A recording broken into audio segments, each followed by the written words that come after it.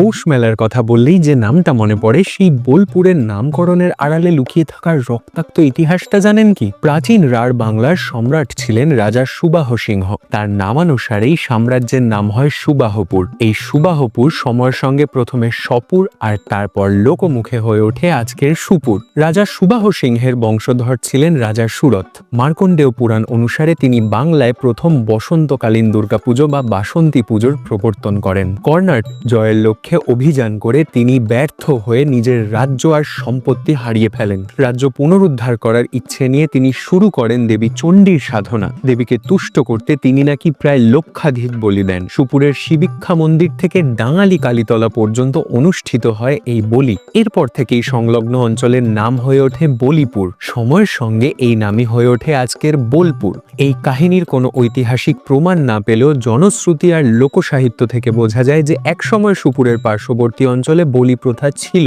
ফলে বলি থেকেই যে এই অঞ্চলের নাম বলিপুর আর বোলপুর হয়েছে এমনটা বলাই যায়। ফলো করুন সংবাদ প্রতিদিন ডিজিটাল।